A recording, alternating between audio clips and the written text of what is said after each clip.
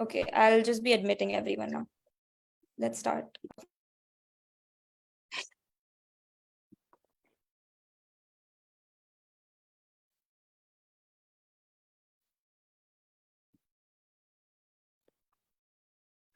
Okay. If everyone from the waiting room's been admitted, we can start. Are we good to go? Okay. Yeah, we're good to go.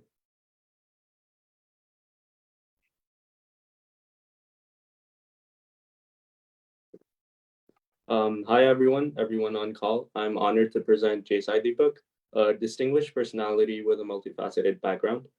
He hails from Hyderabad, India, and he's established um, himself a very dedicated following, and he's a very acclaimed litigator, and he's also renowned for his authorship of the India Bharat series. Mr. Deepak is an alumnus of Anna University, where he earned his bachelor's degree in mechanical engineering. He further pursued law at the Rajiv Gandhi School of Intellectual Property Law at IIT Kharagpur. His legal acumen finds expression in his practice before the Supreme Court and the High Court of Delhi. His litigation prowess is evident in several land cases in India. He gained prominence for his representation of cases concerning the entry of women to the Sabrimala temple, where he put forth the argument that the Hindu deity Ayyappan, that he adhered to Nastika Brahmacharya, which means lifelong celibacy. And his legal expertise also shone through when he represented the Travancore royal family in their bid to manage the estate of the Padmanabha Swami temple in Thiruvananthapuram. Beyond his legal pursuits, Mr. Deepak is a prolific writer and an engaging public speaker. And he's penned numerous books on Hindu philosophy and law, and regularly contributes to the columns of the Indian Express and First Post. His intellectual curiosity, I think, extends to blogging with one blog named Yukti, focusing on constitutional theory and legal philosophy, and another named The Demanding Mistress, delving into civil, commercial, and intellectual property law. Mr. Deepak's contribution have left an indelible mark on the field of law and have significantly enriched intellectual discourse in India. His unwavering dedication to his profession and his steadfast commitment to justice underscore his prominence in the field of law. So, Mr. Deepak, I guess we can start with what made you switch careers from mechanical engineering to law? Was being a lawyer something you had considered before you embarked on your journey with engineering? I'm happy to be part of the speaker series at Berkeley. I'm grateful to the organizers for actually pursuing this persistently. So to answer your question, law certainly never featured in my list of career choices ever. I come from a city where the top choices are IIT, IIT, IIT. That's it. And for engineering specifically. So law was never even remotely one of the choices. In fact, I was keen on pursuing a master's or rather a career in aerospace engineering, which is why I chose mechanical engineering in my undergrad. And the hope was that I would pursue a master's. By the time I reached, I think, the 5th semester, I was clear that perhaps my future lay in engaging with the public at some point, although that is tall order for an introvert. It just so happens that I was clear that I was going to limit myself to being a private citizen, or at the very least, not someone who was going to limit himself to nuts and bolts of it, literally speaking. And around that period, I think there were quite a few tectonic developments at the national level. And since my college campus was fairly politically active, or at least the atmosphere was politically aware, if not active, I wanted to see if I had the skill sets to contribute to this national discourse one way or the other by acquiring specific training. Now, there's been an established trend of engineers taking up civil services. So the civil services examination was certainly one of my choices, but it just so happens that I don't think I would have survived the system given my degree of candor and outspokenness. So that's one of the reasons that I had to look for alternative choices. And I think in the 6th semester of my engineering, I had gone to IIT Kharagpur to present a paper at the Industrial Engineering Department, which was when we were informed that from 2006, IIT Kharagpur was going to start a program in law specialization in intellectual property rights. So that gave me an opportunity to understand the skeletal structure of the system. What is it that I would acquire as skill sets by way of training? And when I realized that I could perhaps do a good job of straddling both the avatars as an engineer as well as a litigator, and then ease my way into constitutional law, which was the ultimate goal in the first place, I decided to jump into the program. That was the switch. And more importantly, I think it was important for me to understand the architecture of the system and the way it functions. And I didn't think there was a better program than the legal program or the law program to understand that. It gives you, according to me, a ringside view of how the system operates and what are the considerations for delivering what we call justice or dispensing justice. So that was the motivation. And I'm happy I made the switch because I think I'm in the right profession. At least that's been my experience so far. And this is not based on any track record. It just so happens that each day in the profession, I enjoy it thoroughly. So for me, each day matters and I try to make each day. So hence the choice.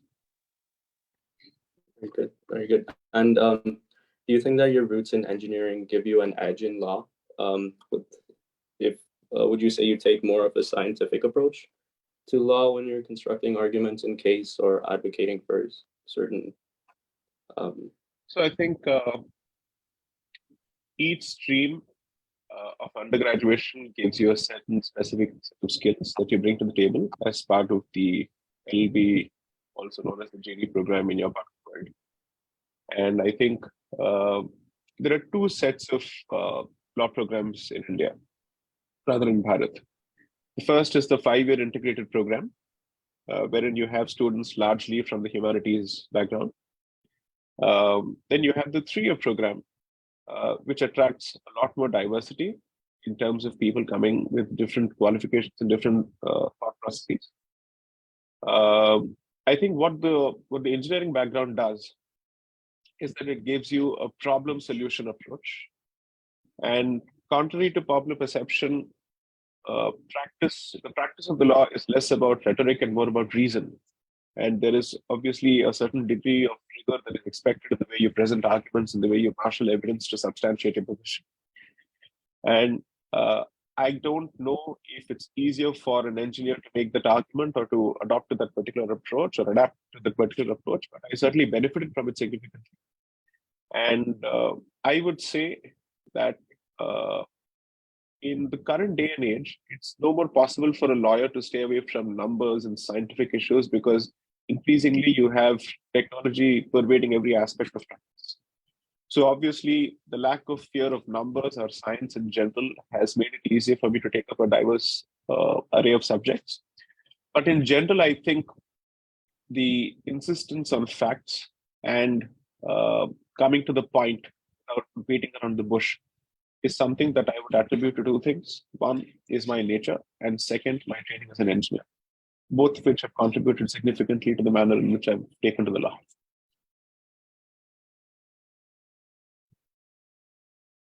Right now, if I may ask, when we look up your name, Jaisai Deepak on Google, the first few things that show up are the cases that you've participated in around, one was around legalization of same-sex marriage, another was the marital rape exception case.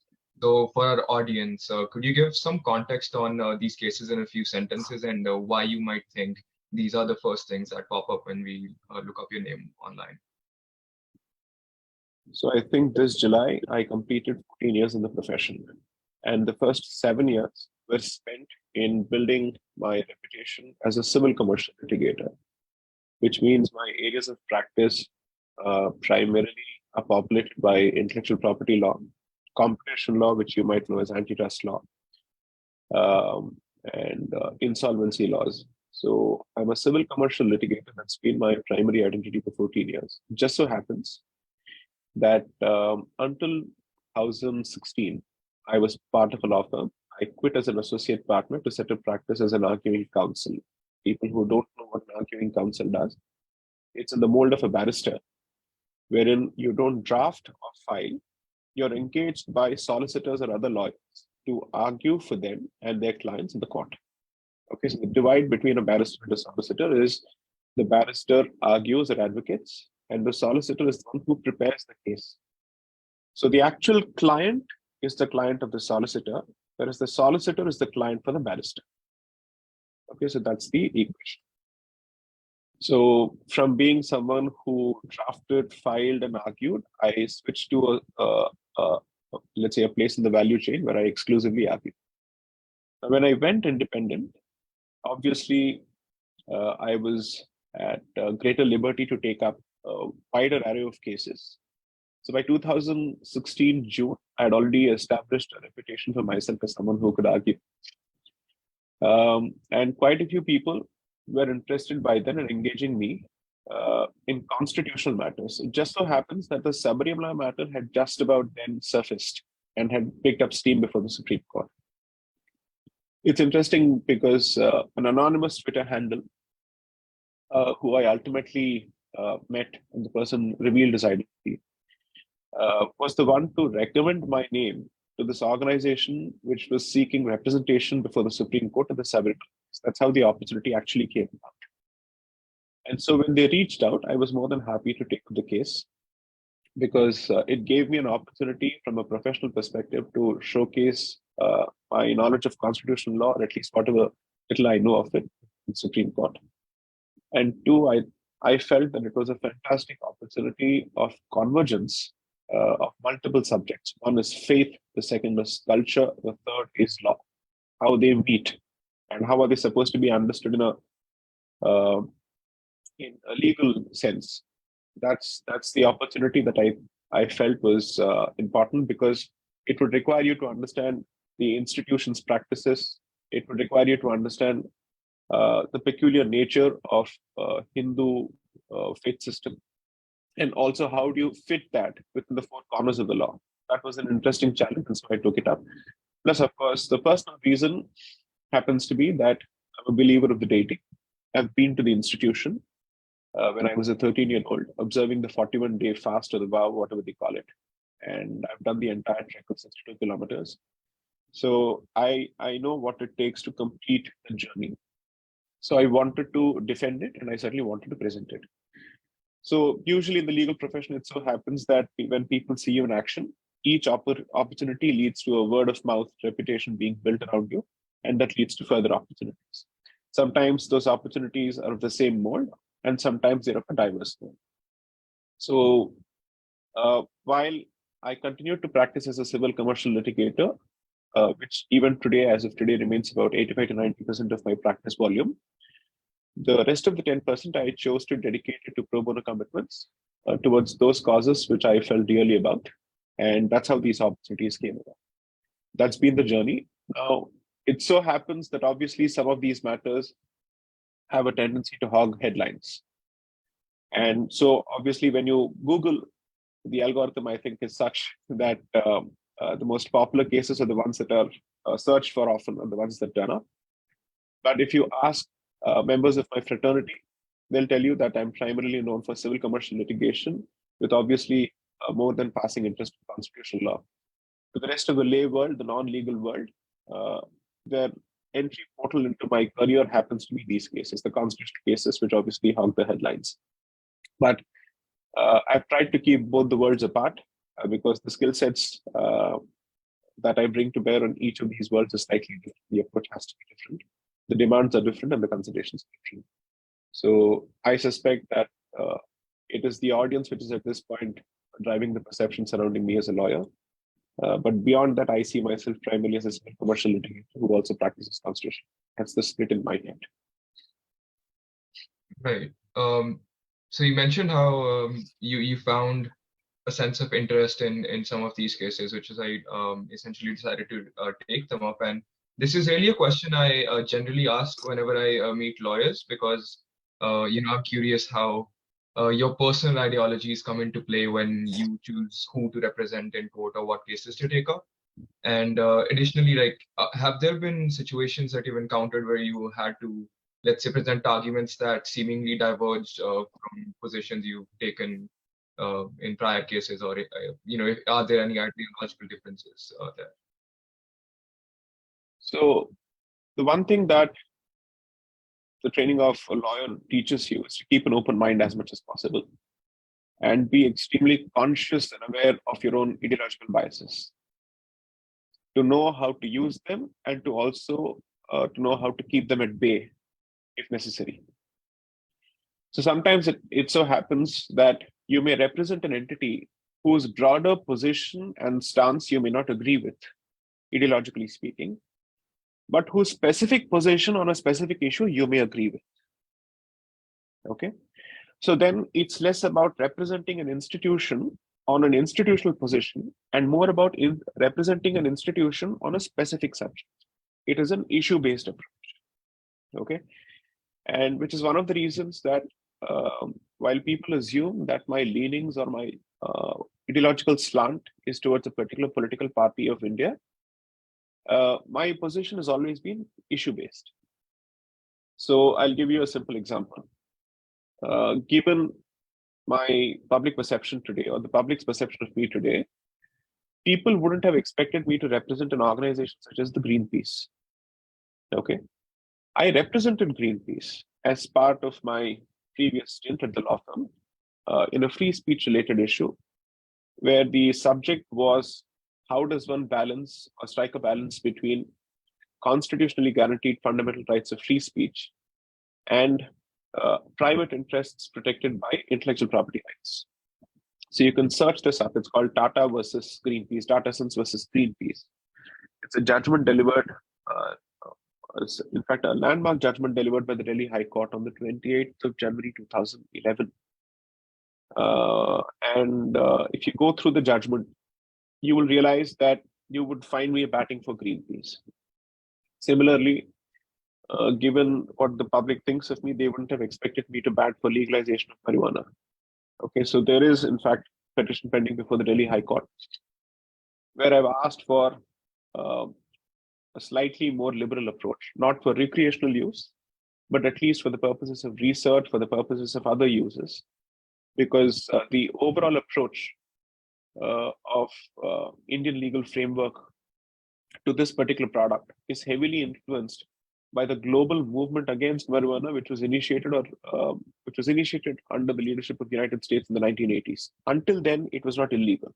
In fact, in the 1890s, the British undertook a huge survey because they wanted to ask if they wanted to clamp down on marijuana fully and prohibit its use in all forms. It's called the Indian Drug Hemp Commission report. And they came to the conclusion that the use of this particular substance is widespread for religious and recreational uses in this country. And so they decided that it's best not to eliminate or prohibit, but to regulate it. Okay. So citing that report, an entity wanted me to represent it before the Delhi High Court to challenge the existing strict controls over the use of the substance. So I'm associated with that litigation as well. So considering that, I think I can say this confidently that my professional choices represent diversity and by and large are not reflective of my ideological biases. But there are certain specific instances or specific cases that I've taken up precisely because I believe in those causes or I believe in those institutions and practices.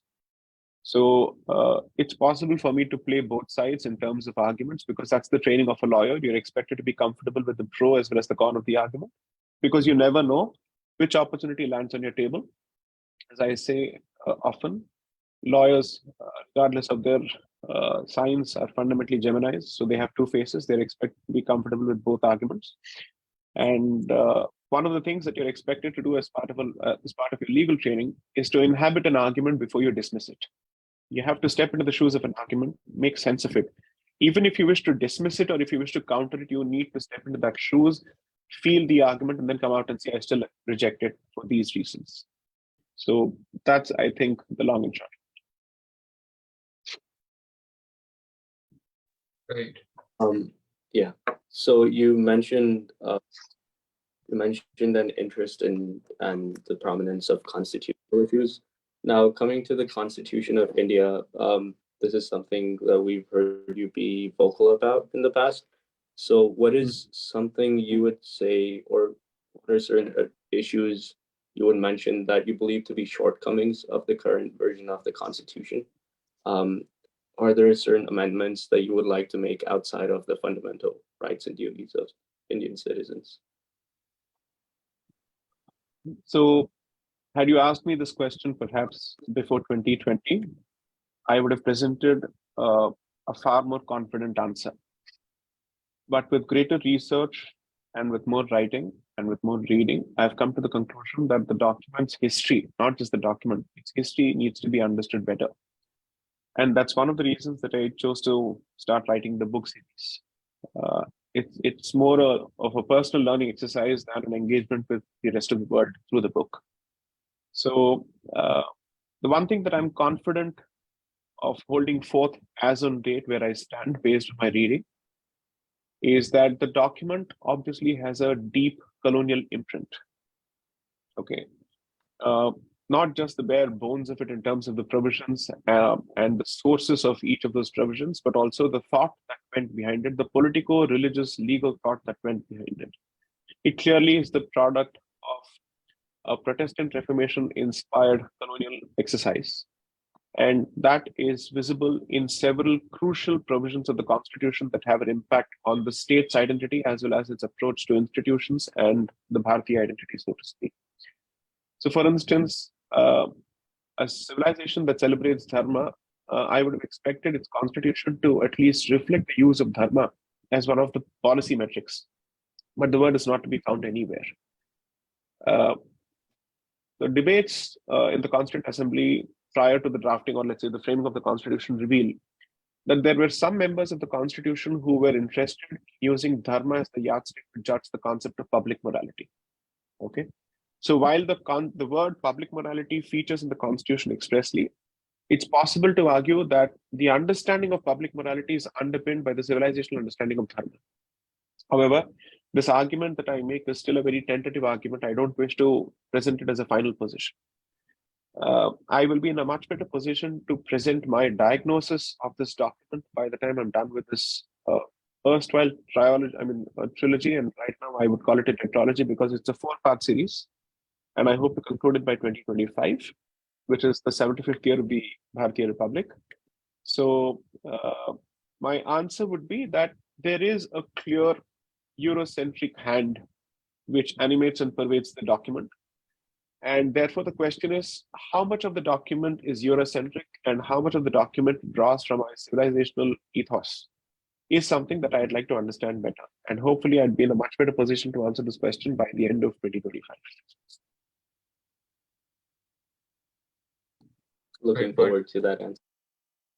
Also, if I may ask a follow-up question on that, this is actually something I looked into as well, wherein the argument again that state and religion are different entities, which is reflected, as you said, in the Constitution, but the ideological basis around that, I think, was that India being a very diverse country in terms of cultures, religions, and dharma in general. So isn't it important to differentiate state, law, and religion when it comes to that, considering you're handling a country that has so much of it?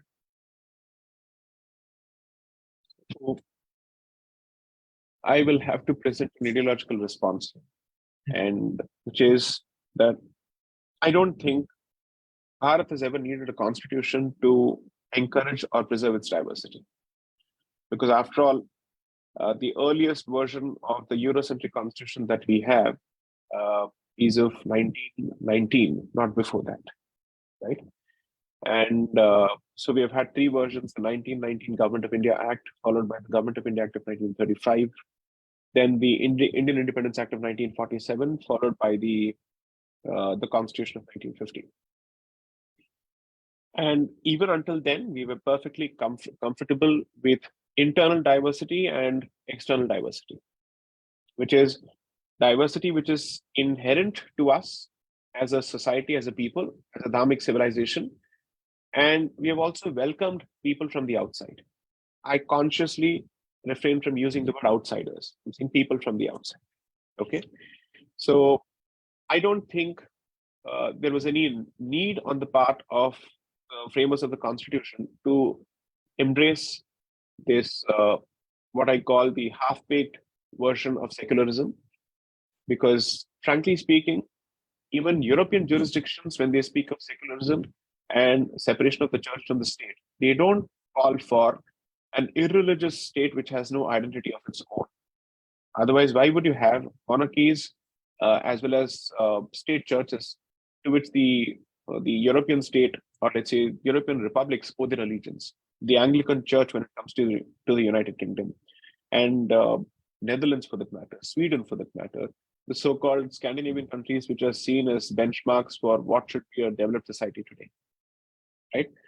So I don't think separation of the church from the state requires a society to give up its identity. In the context of a society that has suffered multiple waves of invasions and colonization, with its own religion and its faith system or its way of life being the primary focus of attack, or the epicenters of attack, I would have expected the Bharatiya state, the Indian Republic, to use the document to protect native identities, not through ethnicity, not through ethnocentrism, but in terms of faith systems and ways of life, and also keep the door open for diversity. It's possible to do both. I don't need to give up one for the other. They are not mutually exclusive. It's not a zero-sum game. After all, when we chose to embrace the Jews in, I would say, the 70 Common Era, there was no constitution to speak of, right?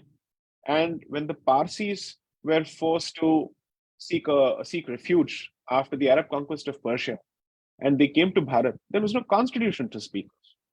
So what governed us then was the public barometer, the internal moral barometer, which we have always had as a civilization, which operates both at the societal level as a filter as well as at the personal level as a filter.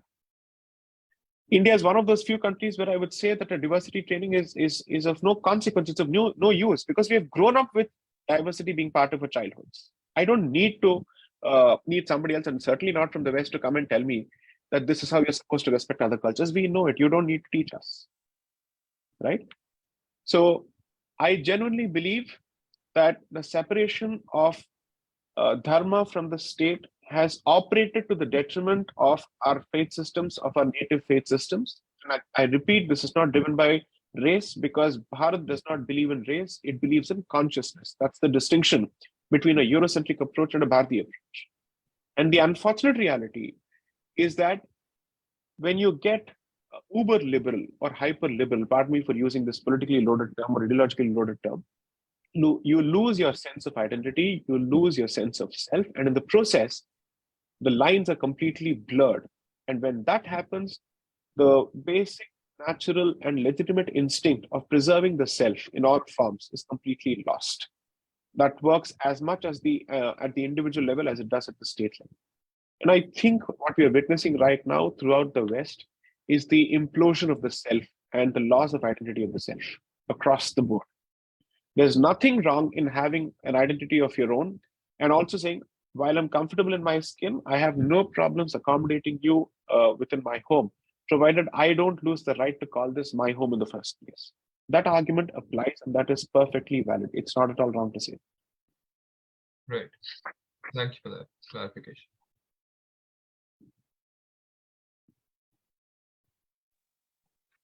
So moving on, so you talked about this Eurocentric version of the Constitution and how kind of Western mindsets are feeding into the Indian ethos, kind of. And so this question is kind of related to the language used to describe India. Do you think that India, Bharat, Hindustan represent different versions of the country? And do you think that the origins and the context behind those terms affect the public perception when using a certain term? So I think there are a few stereotypical versions as to the history of India or the use of India. And there are other versions of it. So let me try and place all three versions before you, and then you choose which one you think is the right one.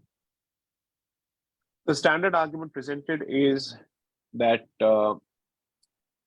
since the Indus River has defined the identity of Bharat, different variants which partake from the name Indus have resulted in India.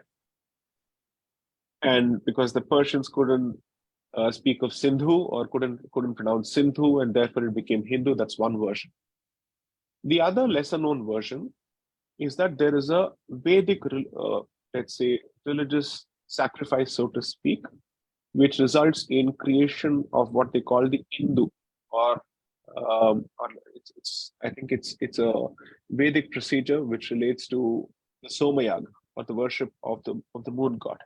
Okay, so there are references, and I've heard quite a few historians speak of it and also document this particular. So that particular society, whose high culture is defined by the performance of this Vedic ritual, is known as the Hindu civilization, and that's where the word comes from. Is the other version of it. The third version is, of course, references to Megasthenes and his works on Bharat called Indica, where they say that this word comes from. Regardless of it, there are two ways of looking at the issue of naming. What have we called ourselves, and what has the rest of the world called us? When I choose to name myself, I'm not going to be fettered or limited by what the rest of the world has called me. I'm going to call myself what I've always called myself, and I've always called myself Bharat. Okay. So the fact that India also has a racial history or a racist history, or the origin of the term has a racist history, is something that I've expressly dealt with as part of the first book. Okay. Citing authors such as Sylvia Wynter and others say that when the European colonizer went about his colonization exercise, and he was looking for a semblance of a religion in heathens and the colonized societies, his naming of those societies was based on their complexion. If they were dark, then the word Indios was used. Okay. So whatever may be my reasons for using India, his reason for using India was less, or had less to do with Indus Valley civilization, had less to do with Indica, but had more to do with my complexion as a dark-skinned people. And so Indios it morphs, or it transforms to India. There is some literature to this effect as well. In any case, regardless of what he has called me or what he has thought of me, the fact remains that my documents, my scripture, my founding documents, my founding civilizational and scriptural documents such as the Vedas have called me Bharat, Bharatvarsha, where we have struck a distinction between Jambudvip being the larger landmass within which Bharatvarsha as a cultural or a civilizational entity is located, within which you have Bharat as the identified political entity with very clear geographical borders, namely from the Himalayas to the ocean. That is something that we have specifically identified. And the best part is, these documents also feature as part of our discussions and cogitations in the Constituent Assembly when Article 1 of the Indian Constitution was being deliberated upon, when they chose to adopt India, that is Bharat. So it is, my only disagreement is, why would a country suffer from a multiple personality disorder wherein it straddles between the word ascribed to it, or the name ascribed to it by the colonizer, and the word it has always used for itself? I'd say go with Bharat. Why do you want India that is Bharat? Right? So that's been my larger position. And this is not driven by xenophobia. This is not driven by isolationism, where I'm saying let's cut ourselves off from the rest of the world and stop engaging with the rest of the world.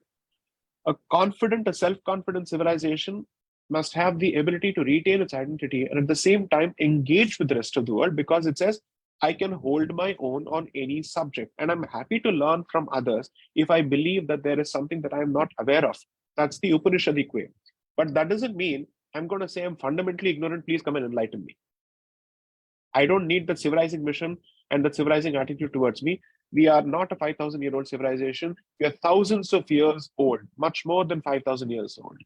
Okay, so we don't need others to come and teach us the basics of living or to civilize us, but we are happy to understand the fact that there may be certain aspects of human activity where we have a lot more to learn from others. There's nothing wrong with it. Humility doesn't mean that you deprecate yourself. Right. So I guess talking about colonization, this is something I think that applies to a lot of the students on the meeting right now. So essentially, what are your thoughts on the increasing number of young Indians like us going to Western countries for their education? Like, does it somehow feed into the colonial mindset that you talk about? Or I'm curious to know your thoughts on this, essentially, given that ancient India had a thriving exchange of culture, education, and trade with the rest of the world, including European countries. See, just because the past was great doesn't mean that the present too is great. We are inheritors of a great civilization, but have we risen up to our past standards, or have we established ourselves fully in all spheres? The answer is a clear, resounding no. There's a long way to go, right? So I'm not going to hold it against anyone who wants to pursue an advanced degree in any other country. Then there are two options. You either settle in your adopted homeland, or you acquire those skill sets and come back to help make Bharat a better place, right? Now, should you choose to go with the second option, it's a relatively easier situation to address, because obviously you come back for multiple reasons, either because the family is here, or you feel a cultural bonding, or you feel that Bharat is the place to be because this is the next big growth story. Multiple reasons, right? But should you actually choose to settle in your adopted homeland, the question is, how do you then do justice to your adopted identity and the identity that you're born with? That is perhaps the trickier question to answer. I know of enough Bharatiyas who have completely assimilated into Western societies to the extent that they don't wish to have anything to do with Bharat at all. They don't see themselves as Bharatiyas at all in any way. Okay? That's an individual choice that they have made. But hopefully, in the times to come, they will realize they may have assimilated into the local society, and they may have started thinking of themselves as, let's say, natural citizens of that society. But when push comes to shove, I think they will be awakened rudely when they will be reminded increasingly of the fact that you may have embraced us, but we have not embraced you fully because we still retain a sense of nativity. Okay. Unfortunately, I think what people mistake or conflate citizenship with is nativity. That is the unfortunate reality. And I don't mean by that a race-based nativity. In some places, it's race-based, and in some place, it's religion-based, and in some place, perhaps it's largely culture-based. Okay. So I genuinely hope that if the West has truly embraced the concept of diversity, people are not identified on the basis of their places of origin. Okay. But that again works in a slightly different way as far as I'm concerned, which is if more and more people leave the Indian subcontinent or the Bharatiya subcontinent in search of greener pastures, and they choose to settle outside, to the extent of assimilating fully into the societies, then what happens to our culture? And it's equally true that whether we like it or not, at the very least, some of the finest brains that we have produced as a society on our tax expense and spending our resources are leaving this space. That doesn't bode well for the society, either from an economic perspective or a cultural perspective, because we obviously need the finest of our brains for economics as well as for preservation of culture. That's how we have operated, right? I don't think it's an easy question to answer for two reasons. Because it is an unfortunate reality that a communal sense, that is, the sense of belonging as part of a community, is currently at severe loggerheads with individualism. So people see themselves as individual units, and therefore their decisions are driven by their own desires, their own economic aspirations. And coupled with the fact that a colonized society suffers significant institutional degradation, its ability to retain its let's say its fabric as a community is significantly weakened, unless it has worked after colonization heavily towards rebuilding its sense of community. My biggest grouse with the Indian state post 1947 is that the post-independent, or let's say post-colonization Indian state has doubled down on the colonizers' exercise of breaking our community's sense of community, so to speak. It has worked heavily towards it, thanks to its inherited colonial wisdom and its lack of original indigenous native thinking. if you choose to look at your own institutions through the prism of the colonizer, then you're bound to see nothing of value in it. And so you break it down, citing patriarchy, you break it down fully, citing, let's use the B word, the Brahminical oppression word. You break it down, citing the jati word or the caste word or the varna word. Okay. Then once that is done, the first thing that it does in terms of a first order effect is to take away any sense of pride that you could have in your culture and its institutions. Once that is done, you're bound to look for avenues to run away as far as possible from that identity. And if there is an economic incentive which is added to it, then really speaking, what is it that you have to hold on to? Nothing. You have no reason to hold on to your culture. So when you go to the West and you see the infrastructure, when you see the quality of life, you're bound to assume, thanks to the education that you've received in your own home country, that the development or the material development that you see in the West is a direct product of its cultural advancement. And since I come from a culturally regressive position, I need to give it up. This is one of those specific examples where you see a direct relationship between culture and economics. They never operate in silos. They've never operated in silos. Every independent economic decision that every individual makes has a larger, direct, perhaps long-term second-order bearing on your cultural identity. That's a fact. At the very least, the logic of it is clear. So the problem, I think, is with those communities which go with a sense of inferiority and therefore are much more open to assimilation. So there I will not blame the West, because the West is doing what it needs to. So the problem then is with the education system of the homeland and the family system of the homeland, and our inability to impart those values and to give them the confidence that we may have our flaws, but we don't need to convert culturally or religiously or otherwise. So I could perhaps make the argument, and perhaps the immodest argument, that my public engagements are in this direction, to infuse a certain a certain sense of confidence, but not jingoism, and certainly not to make the argument that everything that has ever existed in the world has always come from us. I'm not going to make that argument ever.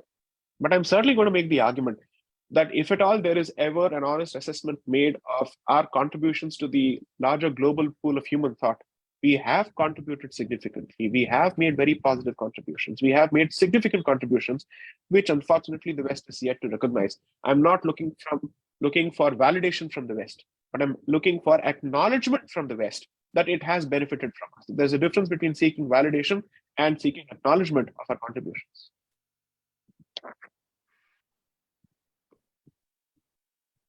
If I may, so you mentioned this kind of overshadowing of Vedic traditions and Vedic knowledge being passed down by this kind of assimilation into the Western mindset. How would you say that the philosophical debates within Vedic texts, such as the Vedanta, the Upanishads, the idea of the Brahman, which is the ultimate truth, and the interconnectedness of reality, how do you think concepts like those, which have been around for centuries and even millennia, how do you think they hold up today? And do you think they can still be applied in aspects of everyday life? Allow me to say this, and I hope to not offend sentiments, but if they do, I don't care. So let me make the statement bluntly. The Western model is hyper-materialistic.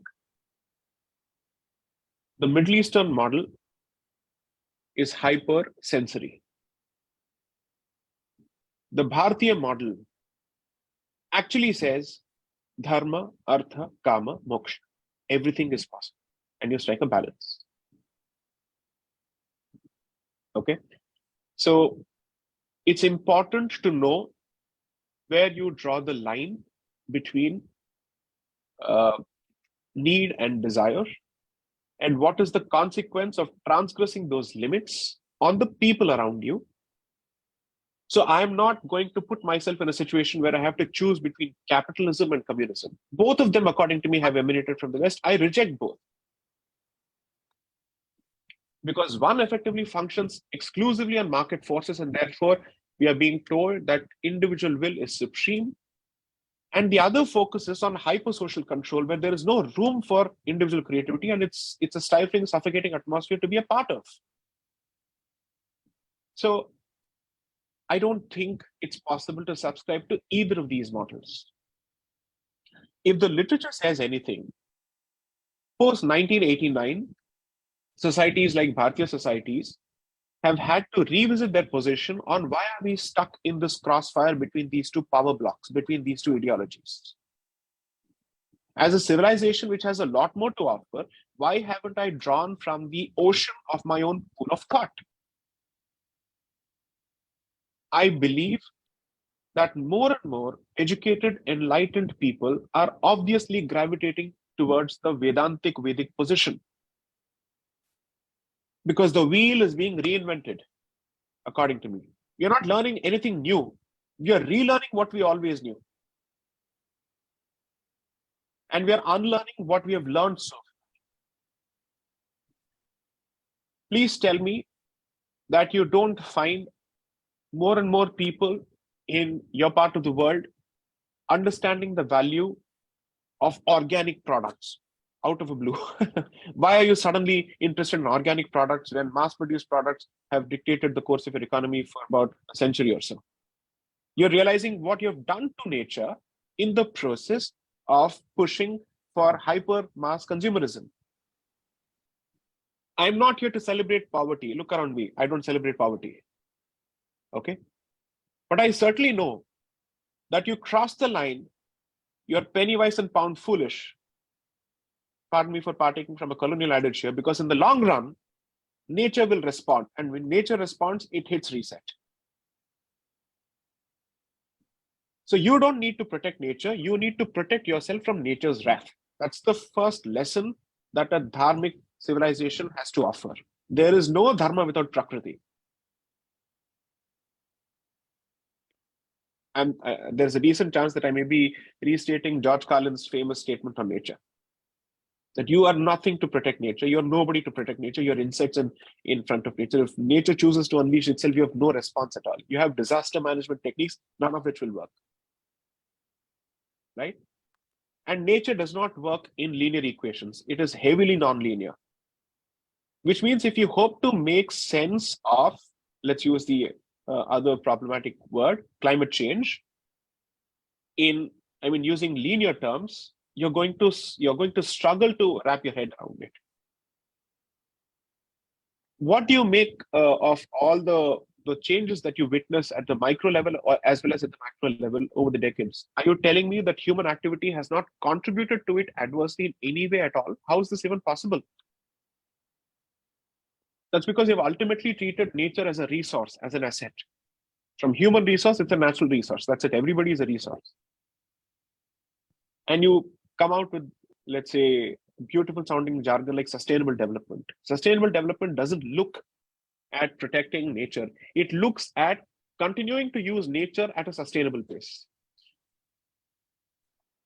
And there's a reason for it, because nature-based communities and nature protection communities have been displaced.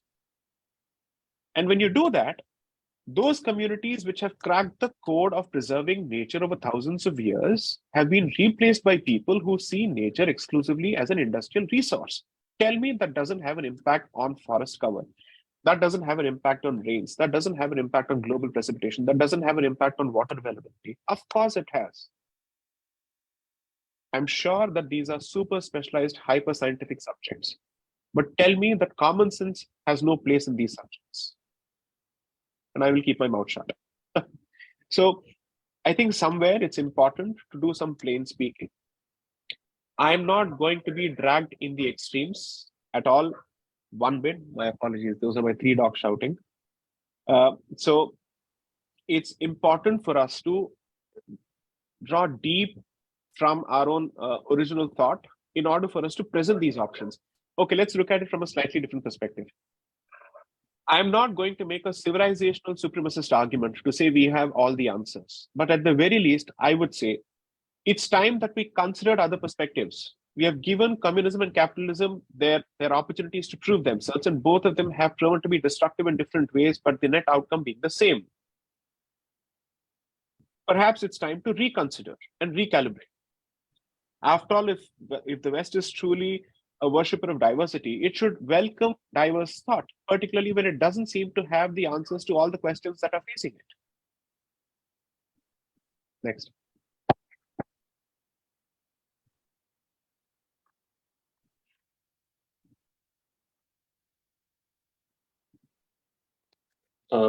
Okay, I think for the purpose of time, because we're nearing, I think we're a little short in time, we can start using questions that the audience had. Some of them were in the RSVP form, so I think we can start with those ones. So this question was by Dave Pradhan.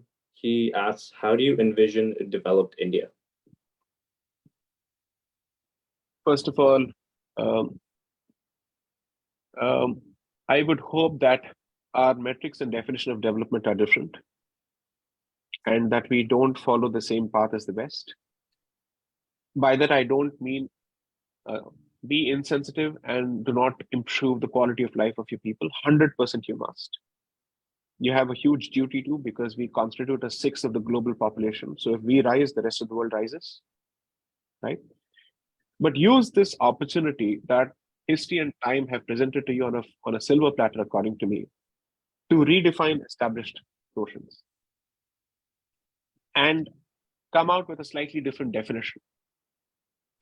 Find a way to contain consumerism and still satisfy the needs of people. Two, obviously, the nature of geopolitics is such that territorial expansionism is the name of the game in one way or the other. Either you annex or you create a sphere of influence. Either way, you try and create buffer regions. So can Bharat prove to be a militarily strong state which still does not project territorial annexation as part of its aspirations? I have the power, but I will choose not to use it to expand. Instead, I will use it to create a better state, a better society, and a better world. Is there a way that we can send this message across? Three, how do you preserve nature while satisfying your economic needs is one major lesson that we have to learn and share, simply because there's a huge population. If each one of us, we are about 1.4 billion, if each one of us chooses to subscribe to consumerism and subscribes to the yardstick laid by the West, please tell me if Bharat can sustain it or the rest of the world can sustain it.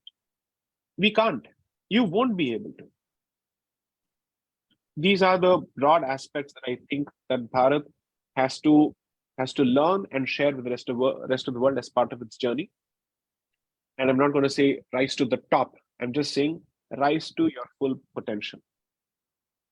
And importantly, find ways of conflict resolution from your own history, from your own thought processes, which you can share with the rest of the world. It's increasingly becoming relevant. Conflict resolution is something that I think both the West and the East, by and large, have failed at. We are in the Southeast. Let's hope that we're able to actually present a via media, which allows people to be comfortable with themselves and with others. So existence with the self and coexistence with others. There must be some way of presenting this. Next.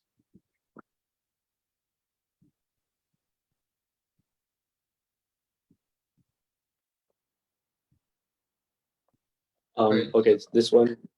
Sorry, do you want? Sorry, yes. Okay, I was just one going through the audience questions only. So Azad Singh is asking for 5 skills that you think a lawyer must possess. Conceptual clarity in the first place. That is at the heart of it. Most people believe that a lawyer must be fantastic at articulation. I don't think clear articulation is possible without a clear understanding of the concept. So the ability to build an argument through first principles, even when you don't have an example to draw from, and to construct an argument based on pure logic and reason, that's the first. skill set. Second, understand that language is not just a means of communication, it is thought in itself. And it's transmission of culture and thought. So at the very least, you must be, according to me, a polyglot. Be comfortable with more than one language. And the good part of being a Bharatiya, who's come from a cosmopolitan city, is that you know at least 3 or 4 languages other than English. I think it's very important. It keeps the mind agile. The wiring is never rigid. And it helps you to access different literature and the thoughts coming from different parts of the world. 3, writing is underrated these days. And I think it's extremely important. When the pen meets the paper is when your logic is tested to its fullest, and your ability to articulate your position and whether you know what you're talking about or are you just faffing around the place becomes evident. Okay, because it's possible during the course of oral submission, so to speak, that you bring to bear your skills of rhetoric, your personal charm and whatnot. But when you write, you can't get away with it. You have to be even more rigorous. So writing is important. 4, diverse reading.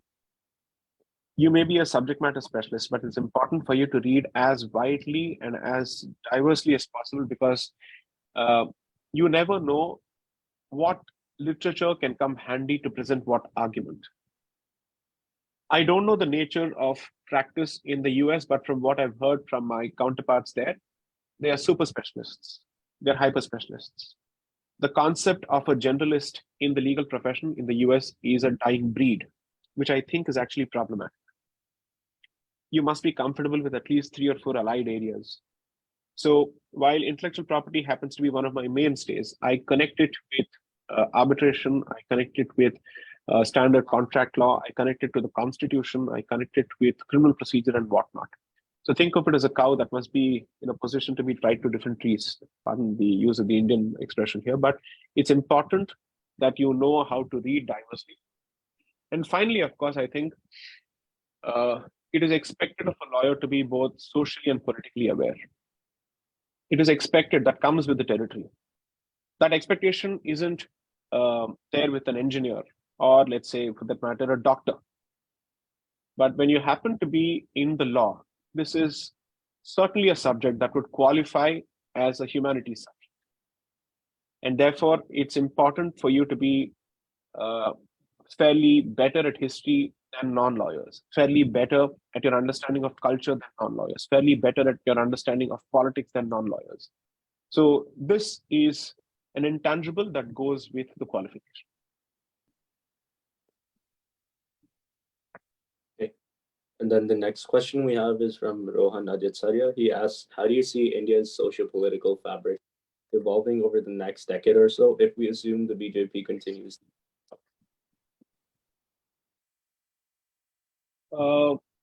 I think all the opportunities that were lost in the coalition era, we will hopefully make up for that lost time and that lost period and those lost decades. And allow me to say this, even if the BJP is replaced, I would only hope that any other party that comes to power is given a clear mandate, that we don't suffer a fractious mandate and the burden of putting up with a coalition government which is pulled at the seams by every stakeholder in different directions. Okay, so anyone who comes to power must be given a resounding clear mandate. We don't have the luxury of let's say experimenting with coalition politics anymore. And having seen the benefits of a clear mandate, which means giving the government an ability to take a decision, what is clear is that policy paralysis is completely avoidable. It's not inevitable. Policy paralysis goes mostly with coalition politics. Okay, because you don't want to take a decision because you don't know which decision might offend which coalition partner, who might pull out. And on matters of national security, on matters of serious importance to our demographic security, so on and so forth, if each of those issues is held hostage by the interest of a coalition partner, I'm sorry to say, it's losing sight of the forest for the trees. So one, I think, is a clear consolidatory position is the way forward. And two, thanks to the person at the top currently, I think it's also going to be heavily person oriented. So despite having a different system from the United States, it could be pseudo presidential, wherein it's important for people to vote for the person and not just the party. That may become the way of the future. And three, I would obviously say this without beating around the bush, that perhaps the next 10 years, we are in 2023, I'd say at least 7 to 10 years, thanks to the volatility in the rest of the world and also what's brewing within, there are certainly not easier times ahead, a lot more conflict, and hopefully quite a few legacy issues and civilizational issues that have remained unaddressed deliberately will have to be addressed. And we will have to square up to them, look them in the eye and answer and deal with them. I see that happening. This will go hand in hand with Bharat's material rise. Okay, so the rise to the top of the economic order for Bharat will also be let's say a test of its mettle to handle challenges within and outside.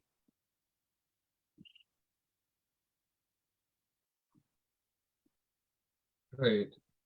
The next question is by Mahitosh Gopal. They're asking, how can someone write history in a neutral way in this era of social media influence, along with the narrow prism of rightists and leftists as terms? One is, don't kid yourself when you say that you're neutral. If you're neutral, that means you don't know and therefore you choose to stay out of it. But if you know, you will have a bias one way or the other, notwithstanding the forced facade of neutrality and objectivity. So when I wrote the books, and I'll draw only from my experience because I clearly have certain ideological biases which I will never deny or escape or avoid. Be clear about where you stand, but let that not come in the way of consuming or presenting facts. Try and build your case on the basis of facts and see if you can convince the audience of your position, or at least explain your position to the audience. Okay. I'm much more comfortable with someone who has an ideological bias and tries his or her or their best to present their position using facts and logic than someone who presents a facade of neutrality but is ultimately pushing an agenda under the facade of neutrality. That kind of hypocrisy is something that I'm not comfortable with. When you see neutral journalists pushing the agenda of a particular ideology, then you ask yourself, why do you actually present this facade of neutrality? Why do you insult our intelligence? Don't do that. You're demeaning your position by doing so.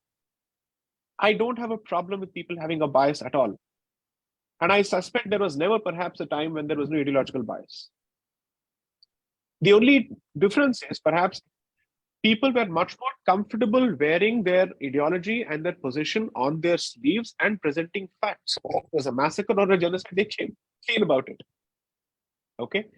And with time, the unfortunate reality is political correctness, which was meant to filter out hatred, is now being used to filter out facts. There's a difference between filtering out naked hatred and bile for a particular group, but you cannot use it to filter out or pixelate history. What has happened, deal with it. So my guiding lights during the course of the book writing has been primary sources. Cite stuff which I can defend even if I'm threatened at the point of the gun, which I know for a fact that I can defend. Okay. You can disagree with the overall arc that I'm presenting, but you certainly cannot disagree with the material which forms the basis of that arc. That's what I've tried to do. Right. Okay, and the next question is from Hemant. He says that he strongly believes that the education system must be reformed here in Bharat. And he asks, what can the citizens do in order to bring reforms to the education system, such that our younger generation can understand the value of the culture, tradition, and technology of ancient Bharat? So perhaps until 2 years ago, I was of the view that the state must change its syllabi and its history curriculum. But I've come to realize that regardless of whichever party is in power, any statist intervention with culture is bound to be heavily politicized, and it's also going to be a creature of compromise, because the politician is less interested in preserving culture and more about maintaining power or holding on to power, regardless of whoever it is. I'm not going to make an exception for any individual on this subject. Okay? Because if this is a civilizational question, then no individual is more important than the civilization itself, much less a politician. Okay? So perhaps we must find ways in which the society has a greater role along with subject matter experts to do two things. One, teach children the value of history, teach children the value of embracing their past, what's and all, with its flaws.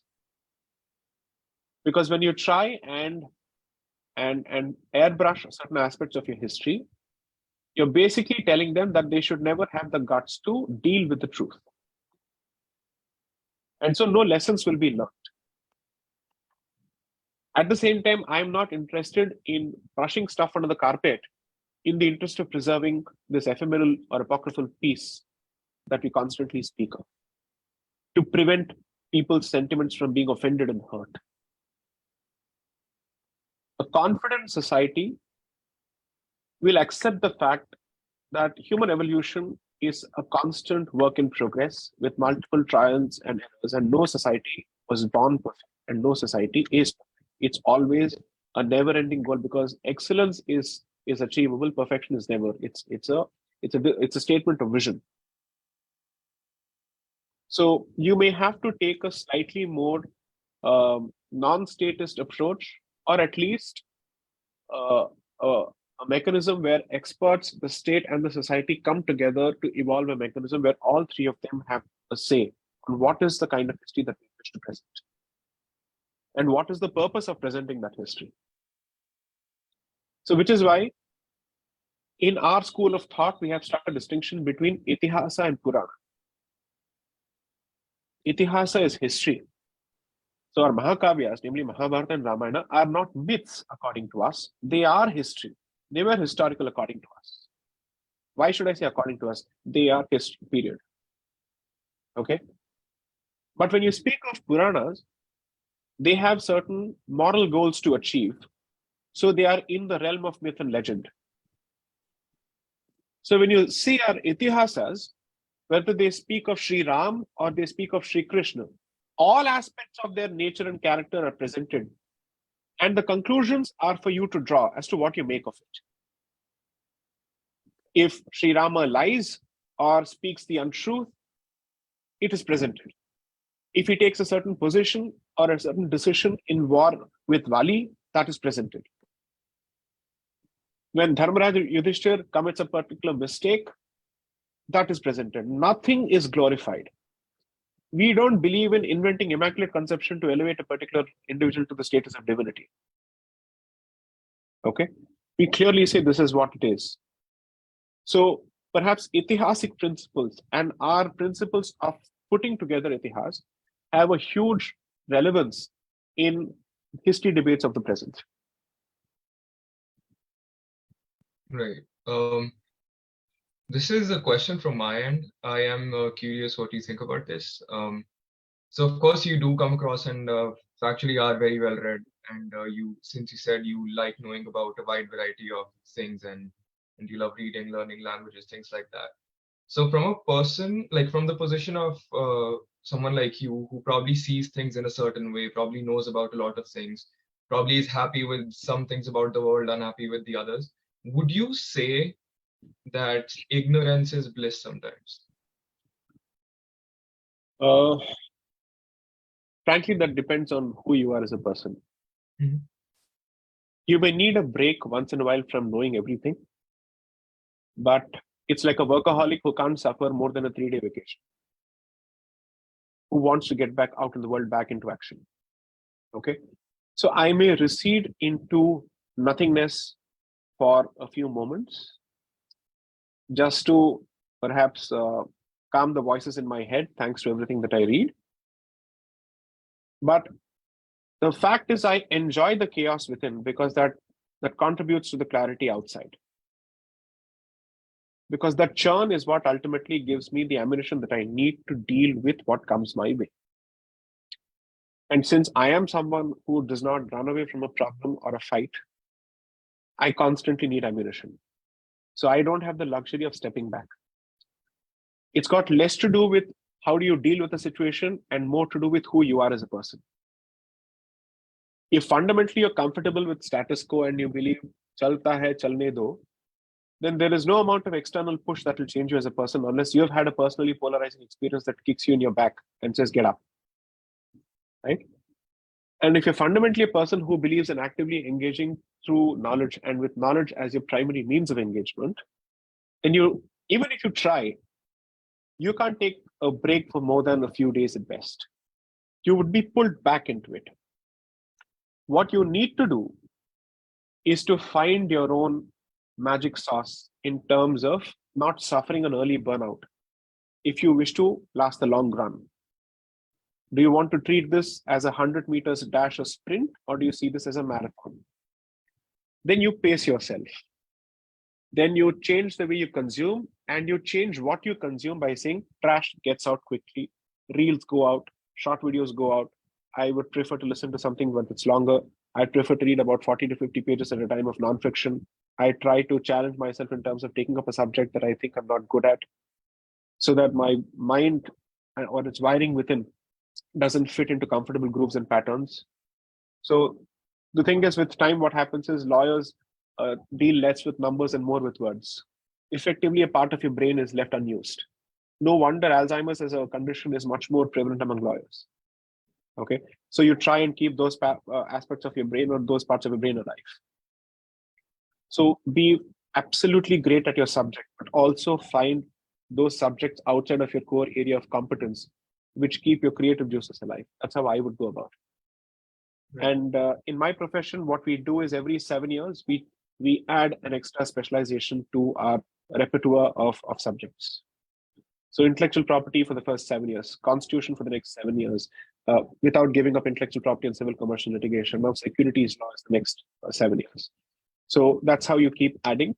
That keeps you on your toes, and also it doesn't let your professional graph plateau. Right. Yes, I think that's a wonderful perspective to go by. Because we're running a little short on time, we're going to give you guys an opportunity to interact with Mr. Sai Deepak. So everyone here in the Zoom meeting, you guys can raise your hands, and then if you guys have questions, and then we will pick one of you and you can unmute yourself and then ask the question. I'm comfortable taking questions for another 15 minutes, so don't worry. I have Dyumna Dingari, who is the first one. So if you can unmute yourself. Yeah. Sure. Thank you. Namaste, Sai Deepak Garu. Namaste. So I have a quick question. I don't know if it's a quick question, but what would you say to critics that Bharat pursuing decoloniality is the same as certain political forces in the West or the Middle East taking up decolonial rhetoric, especially when those forces are not very sympathetic to Bharatiya decoloniality? So any weapon or any tool can be misused. Okay. I'm not going to be drawn into this trap of a question where what happens is we are told, see, look at the impact of decoloniality in other jurisdictions. Why should we go down this path? I'm going to ask myself a simple question. Can I see the evidence and visible impact of the colonial experience on my people and my culture? The answer is a yes. Is it always beneficial? No, it's not. Are there things to learn from the West? 100% yes. Are there aspects of my culture which I would want to bring back on the table and make it contemporarily relevant? The answer is a yes. So let's junk the word decoloniality because it appears that the word has certain connotations and the word has acquired certain meanings. I have no attachment to the word because it's not my word in the first place. Right? It's not as if I've coined something, as if I have some kind of IP rights over it. I don't need to claim paternity of it. I'm interested in contemporarizing the thought of my civilization and make it more applicable than using Western thought as the barometer or the anvils on the basis of which I judge my worth. As simple as that. You want to call it decoloniality, call it. You want to call it indigeneity, call it whatever you want. As they say, naam mein kya rakha hai, at least as far as the concept is concerned. So I'm more interested in that. See, it's like this.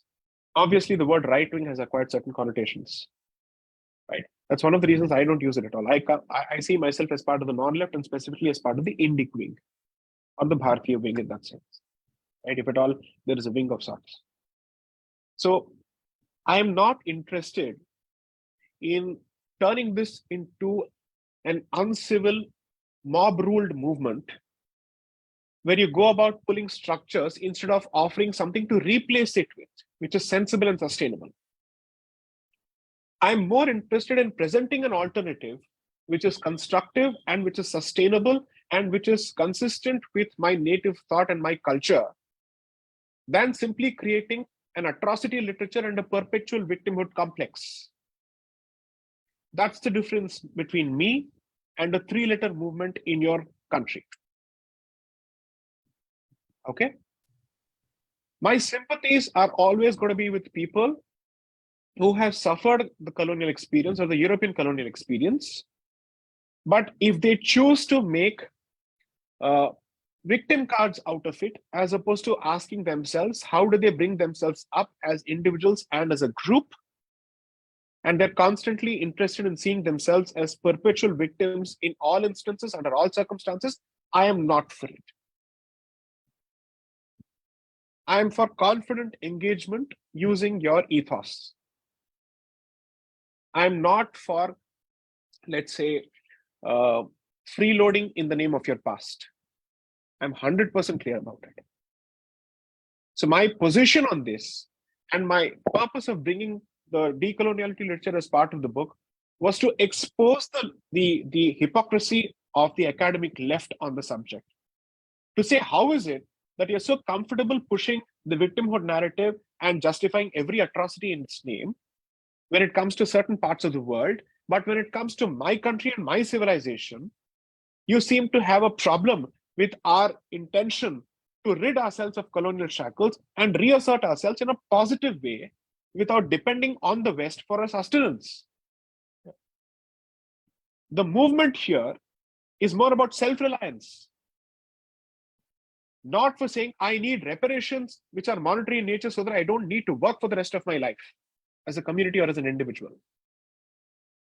Right? That's the very clear distinction. Thank you.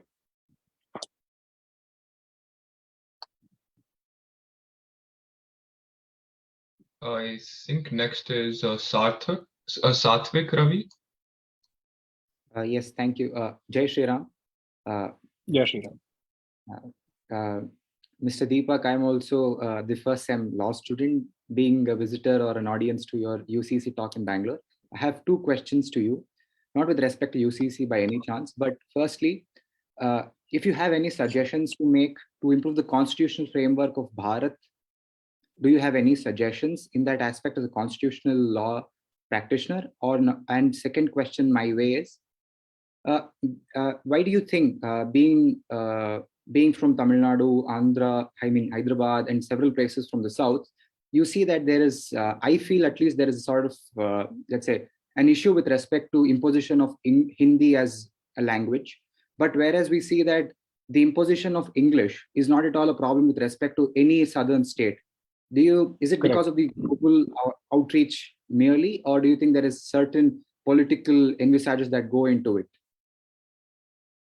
So on the first question, Satvik, I don't know if you were there as part of the conversation before. I said that I will offer my solutions or my suggestions on the Constitution after I'm done with the book series. I'm still not done yet. Your second question is more specific and much more relevant, so let me answer that. It's a very warped way of thinking where we see Hindi as a colonizing language, and we are comfortable embracing English. So it's proof of our comfort levels with external colonization, but Hindi is internal colonization. Okay. I say this without a doubt. Bharatiya languages other than Hindi have an equal right to preserve their identity. There is no two ways about it. I don't need to be a Hindi loyalist to make this statement, or even a Dravidinist for that matter to make this statement. But the politics of Hindi versus the South has got everything to do with this pernicious ideology called Dravidinism, on which I'm about to write about an 8-part series in the Indian Express, in the backdrop of certain statements made by the scions of Dravidinist parties.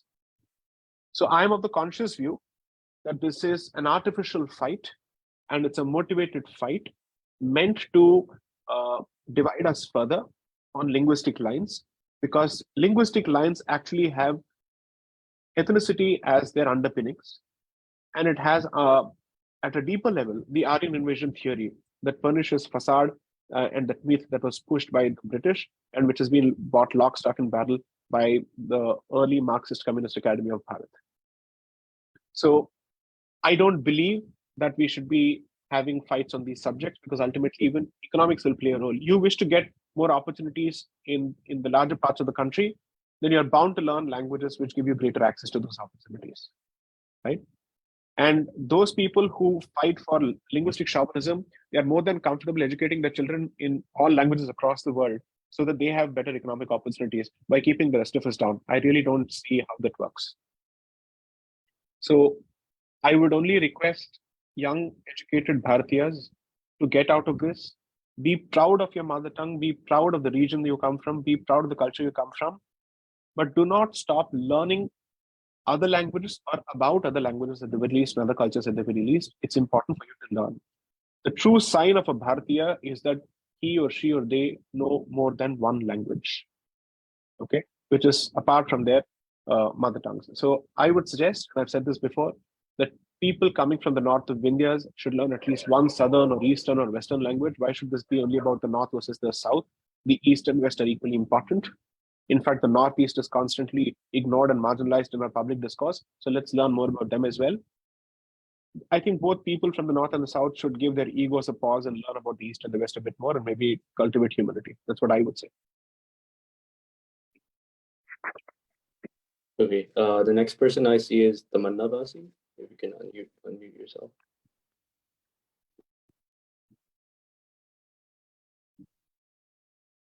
Great. Jai Hind, sir, first of all. It's a very good day to have a discussion. Happy Navratri.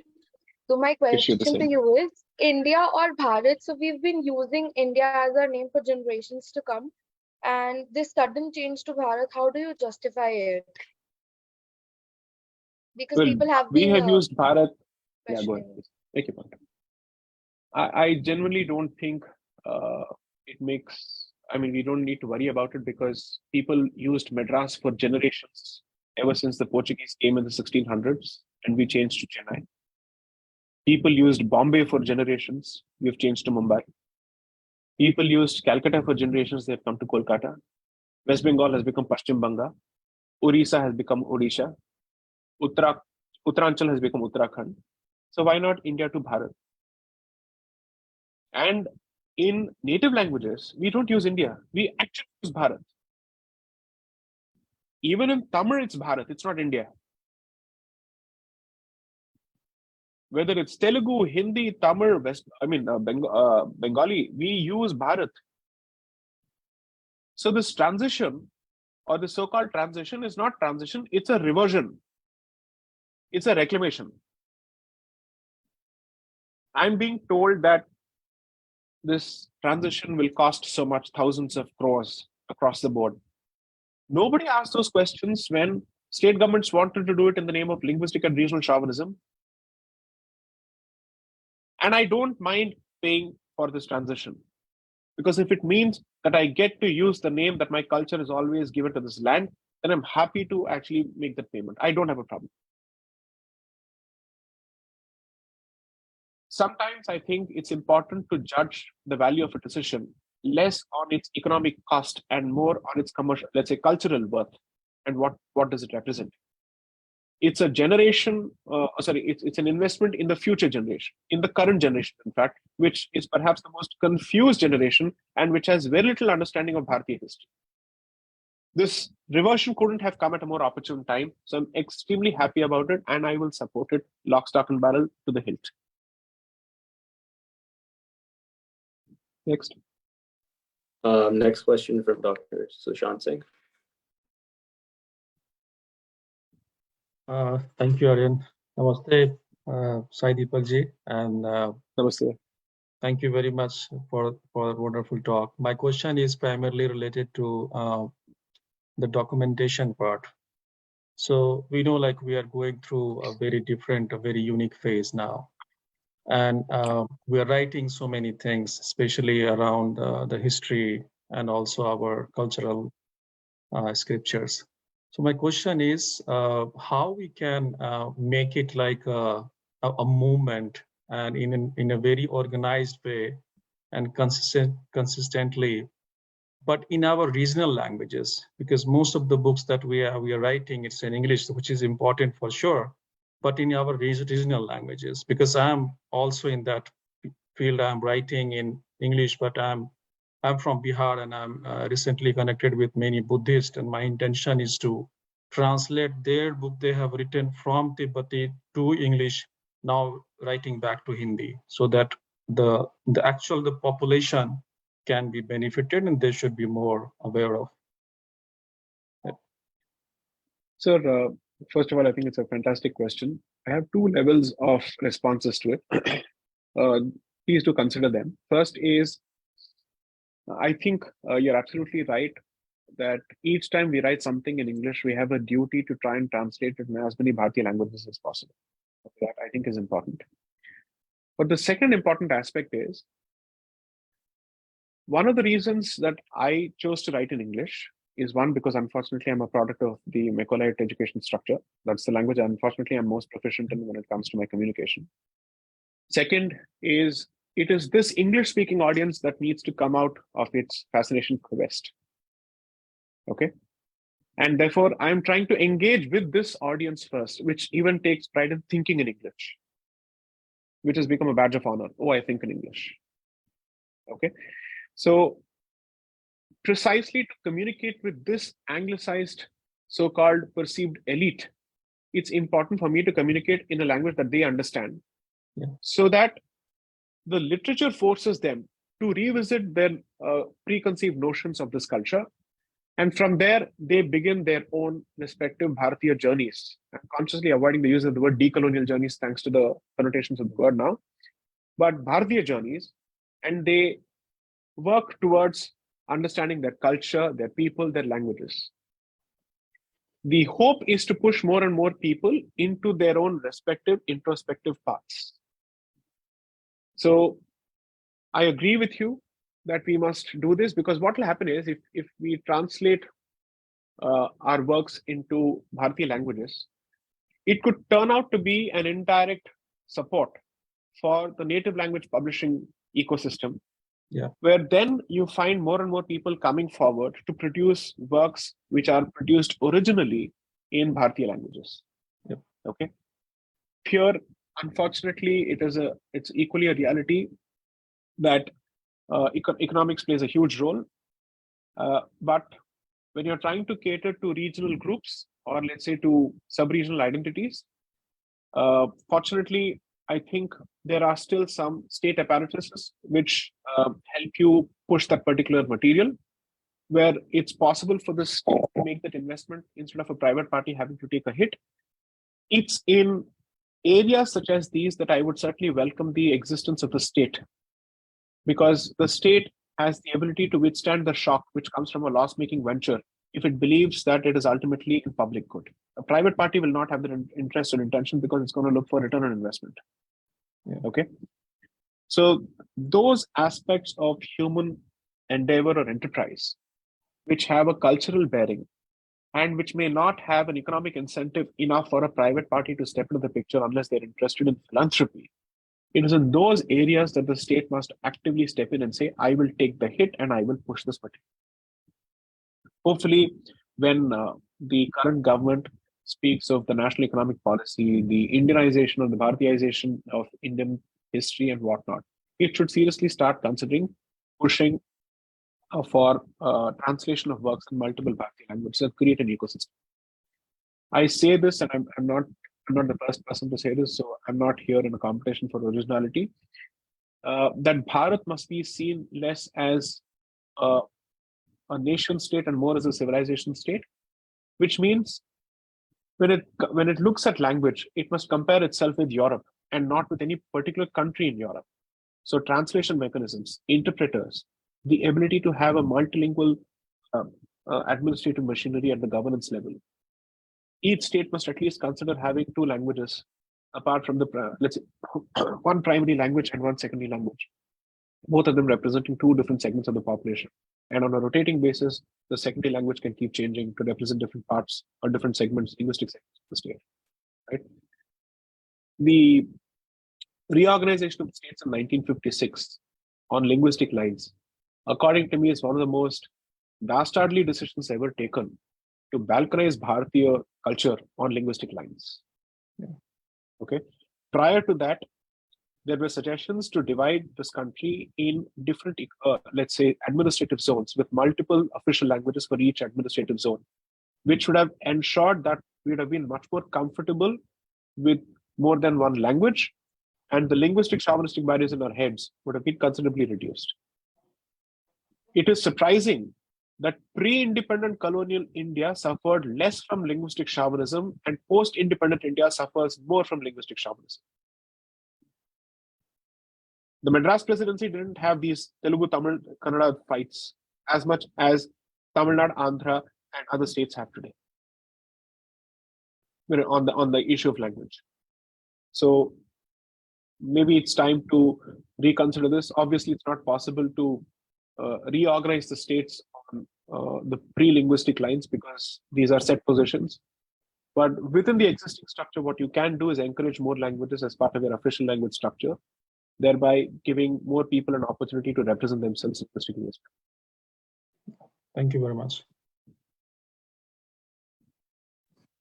Shall we make this the final question? I think we should move on in the interest of time. Yes. So just to end on a light note and also learn more about you as a person in a casual sense, we're going to do a quick rapid fire round before we end the interview.